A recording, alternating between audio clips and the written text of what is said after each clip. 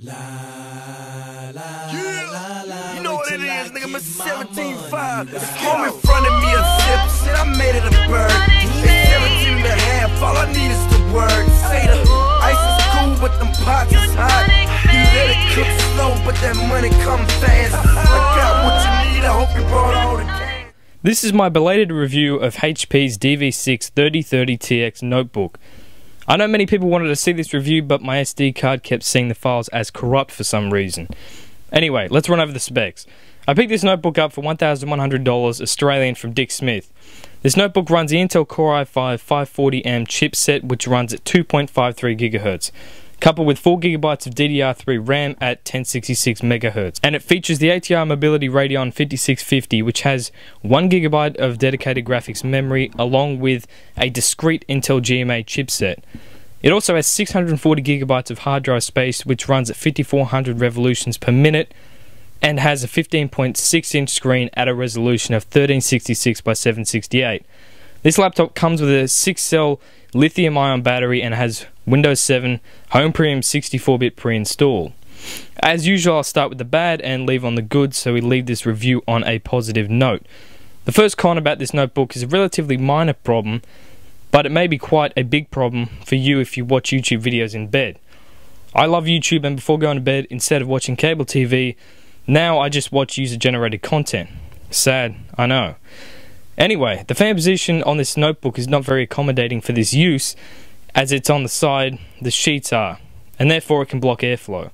Now, you may never run into this problem, but I thought I would mention it for the people that tend to do the same thing. The second con on this device is that it has a glossy screen, which some people maybe turned off this notebook completely, but I actually do like glossy screens. For those who don't though, that may be a big problem, as it is quite reflective, much like Apple's MacBook Pro and Air. There is a relatively big con on this notebook, and it's largely related to the fact that HP attempted to copy Apple.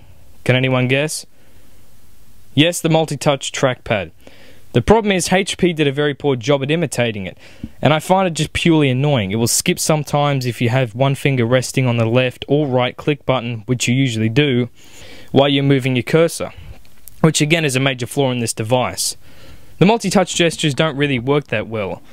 I guess it's one of those second-time lucky touch devices where the first time it doesn't work, but the second time it does, so don't expect anything too great from the trackpad.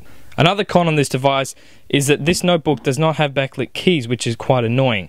Most laptops these days do come with backlit keys as a standard, and I have seen notebooks in the same price range with backlit keys.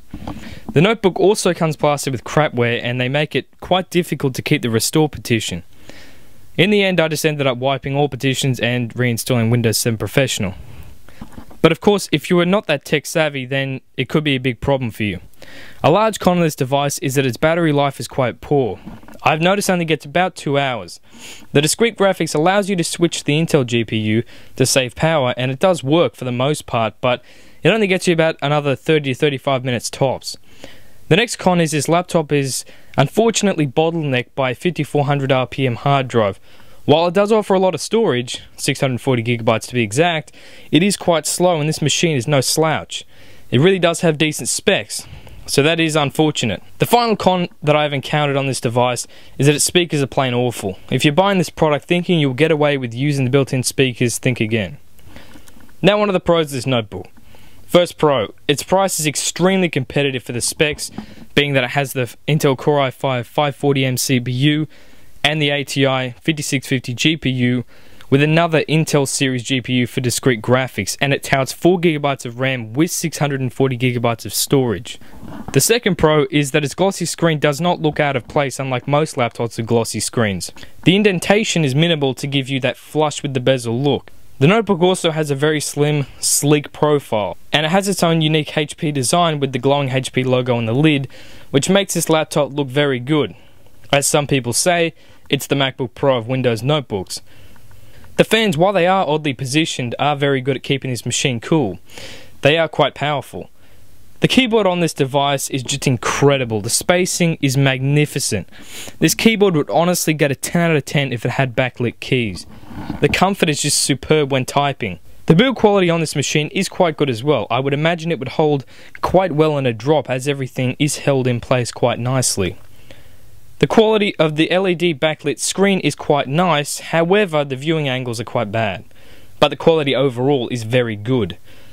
For business users that need to travel and take a notebook with them, the power brick is relatively small and easy to carry around. Now I know this is probably not that big of a deal for most consumers, but for business users you need something that's small and easy to carry around. And the notebook itself is quite light, so it is easy to carry around. The webcam and mic combo is definitely a pro. The webcam is very clear and the mic has superb quality for Skype calls. I probably would not record voice on it, but it is quite nice.